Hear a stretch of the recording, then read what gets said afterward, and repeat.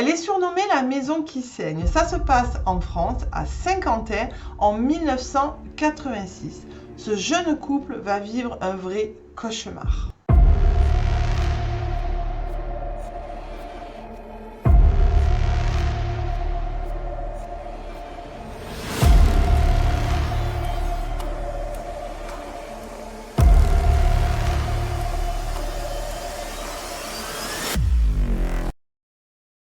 Bonjour à tous et bienvenue dans cette vidéo pour une nouvelle histoire paranormale. Août 1985, Jean-Marc et Lucie, belle-mère, sont de jeunes mariés. Ils sont heureux, pleins de projets et ils sont à la recherche de leur nouvelle maison. Ils trouvent leur bonheur à Saint-Quentin, dans le quartier de Remicourt. C'est une petite maison située dans l'ancienne cité réservée aux ouvriers de l'usine de textile de la Cotonnière. Elle est parfaite pour eux, c'est exactement ce qu'ils cherchent. Une petite maison, ni trop grande ni trop petite, un étage et parfaitement fonctionnelle. Lucie va passer beaucoup de temps seule dans cette maison puisqu'elle ne travaille pas. Et Jean-Marc, lui, est chauffeur routier, ce qui veut dire qu'il va partir très tôt le matin et rentrer très tard le soir. Mais elle ne s'inquiète pas, elle sait qu'elle va trouver de quoi s'occuper. D'ailleurs, les premières semaines, elle va s'occuper de petits travaux de rénovation de la maison. Puis, elle prend soin de son logement, elle range, elle décore. Et elle s'occupe de son chien pour qui elle a une très grande affection et qui la suit partout. Lucie est très heureuse, même si elle n'a pas trop tissé de lien avec les gens du quartier. C'est pas grave, elle a juste hâte le soir que son mari rentre et elle l'attend avec un bon petit plat. Le couple a passé l'été, puis l'automne et l'hiver arrive. Les températures sont glaciales et Lucie sort de moins en moins de chez elle. Et puis un matin, Jean-Marc part de très bonne heure, comme à son habitude. Il embrasse sa femme qui, elle, est profondément endormie et il quitte la maison. Vers 8h30, elle entend son chien qui commence à s'impatienter en bas au rez-de-chaussée. Lucie, elle n'avait pas forcément envie de se lever, elle était bien au chaud dans son lit et dans ses draps douillés. Mais elle décide de se lever pour faire sortir son chien et pour aller se préparer un bon petit déjeuner. Ce matin-là, malgré le fait qu'elle soit de bonne humeur, Lucie est envahie par une inquiétude, un pressentiment inhabituel, mais elle n'arrive pas à expliquer pourquoi. Elle va se préparer son café, se mettre à table pour son petit déjeuner, préparer ses toasts, pendant que le café coule dans la cafetière.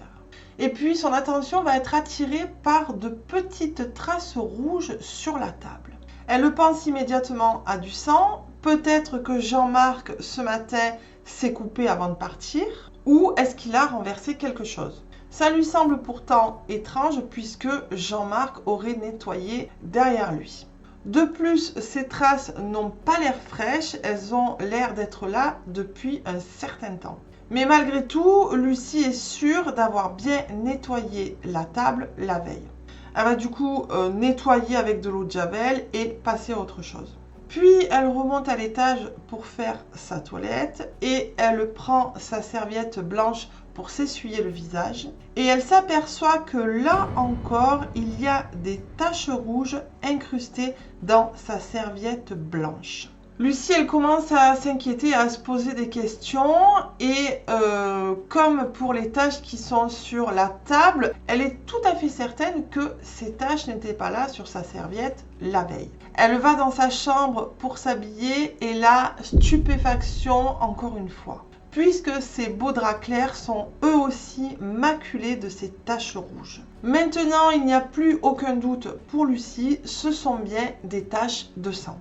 Elle va, tout en ayant le cœur qui bat, nettoyer méticuleusement sa serviette et ses draps. Le soir, lorsque Jean-Marc rentre du travail, elle ne sait pas trop si elle doit lui en parler, mais elle lui explique quand même ses découvertes de la journée. Jean-Marc, il n'est pas très inquiet, il pense tout de suite que ce sont des anciennes traces de peinture qui refont leur apparition. Lucie est plus ou moins rassurée et elle monte se coucher avec son mari. Mais en pleine nuit, ils sont tous les deux réveillés par un vacarme qui vient du rez-de-chaussée. Et ce vacarme, ça ressemble à des casseroles qui seraient tombées et qui se seraient écrasées sur le sol. Jean-Marc descend en trombe, il va à la cuisine, il allume la lumière et là, il n'y a absolument rien.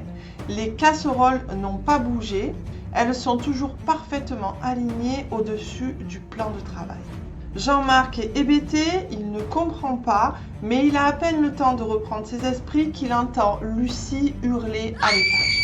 Il remonte aussi vite que ce qu'il est descendu et quand il arrive dans la chambre, il retrouve Lucie qui est complètement tétanisée. Elle n'arrive pas à parler et elle lève doucement son bras en pointant du doigt le mur d'en face. Et ce mur est littéralement recouvert de projections de sang.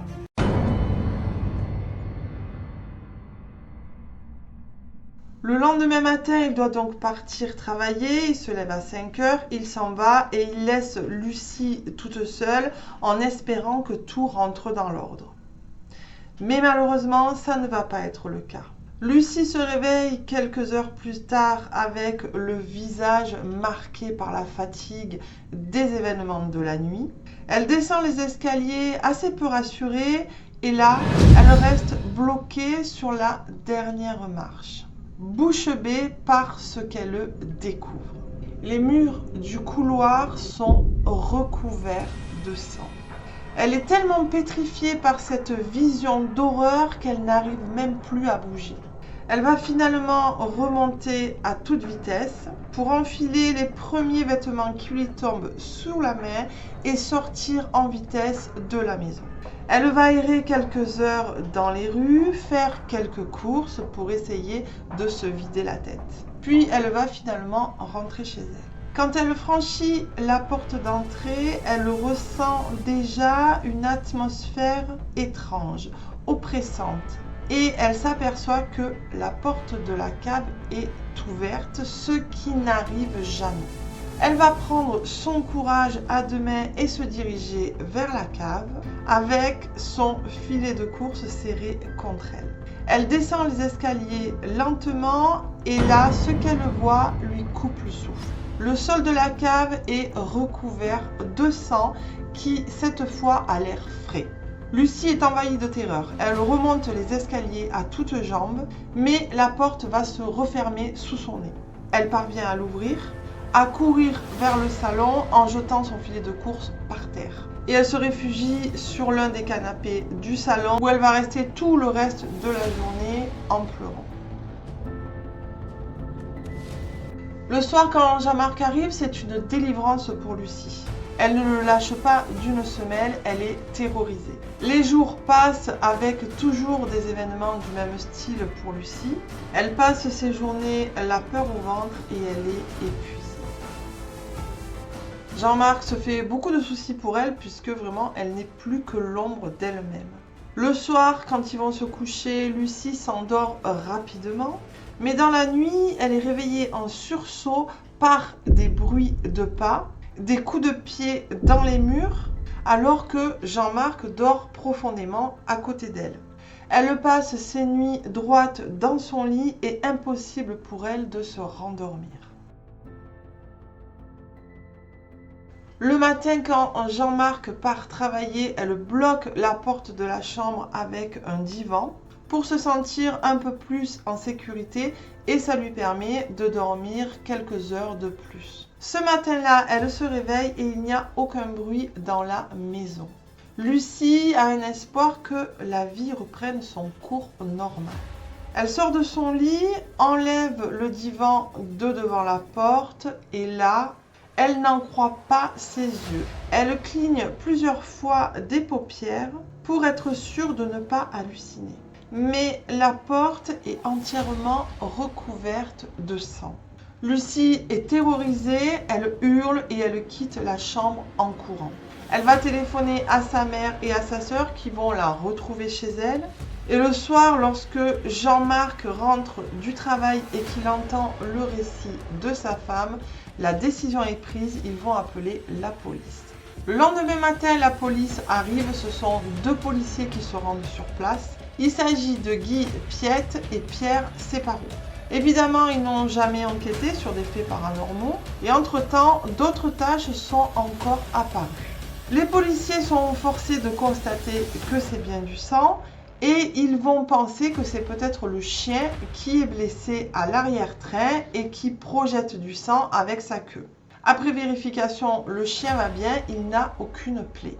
Alors que tous sont dans le salon avec les policiers en train d'étayer des pistes et de trouver des explications, ils sont soudainement interrompus par un vacarme venant de l'étage. Il y a visiblement quelqu'un qui est en train de traîner et de bouger des meubles là-haut. Lucie assure qu'il n'y a personne, alors les policiers se précipitent à l'étage. Et à leur tour, ils constatent qu'il n'y a effectivement personne. L'enquêteur Guy Piette va se rendre chez les voisins de chaque côté de la maison pour les interroger, mais personne n'a bougé de meubles ou provoqué un quelconque remue-ménage. Lucie et Jean-Marc sont tellement terrorisés qu'ils décident de ne plus dormir dans cette maison. Alors l'enquêteur Guy Piette a une idée, il va recouvrir le sol de la maison de farine. Chaque centimètre du sol de la maison est recouvert d'une pellicule blanche. Il ferme la porte et garde la clé et donne rendez-vous au couple et à sa famille le lendemain à 8h30. Il se dit que si c'est une mauvaise blague ou un harceleur, les traces de pas apparaîtront dans la farine. Le lendemain matin, 8h30, les 2 policiers, Jean-Marc, Lucie ainsi que sa mère et sa sœur, sont là devant la porte. Ils ouvrent et tous fixent le sol, mais il n'y a aucune trace de pas. Et lorsqu'ils lèvent les yeux, c'est l'effroi. Les murs saignent de partout.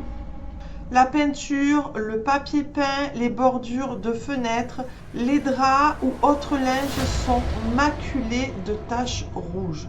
C'est du sang et du sang frais. La maison est rouge vif. Guy Piette, le policier, il comprend que cette enquête dépasse complètement ses compétences.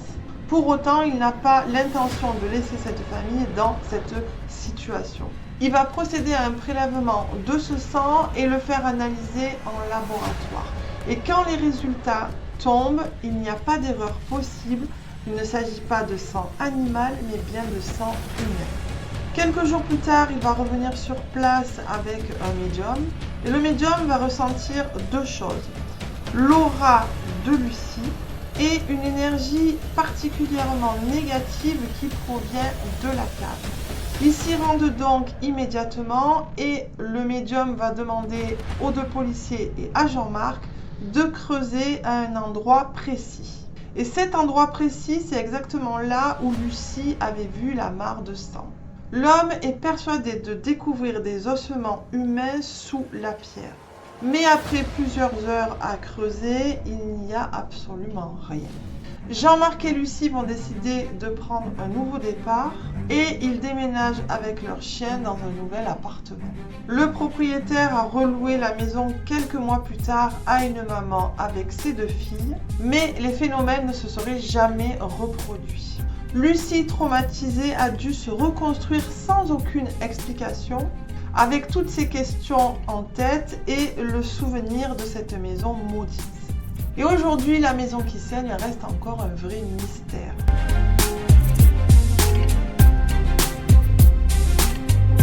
Voilà, j'espère que cette histoire paranormale vous aura plu. N'oubliez pas de vous abonner, de liker, de commenter, d'activer la petite cloche pour recevoir les notifications. Comme vous l'aurez compris, sur cette nouvelle chaîne, vous allez retrouver uniquement des histoires vraies paranormales.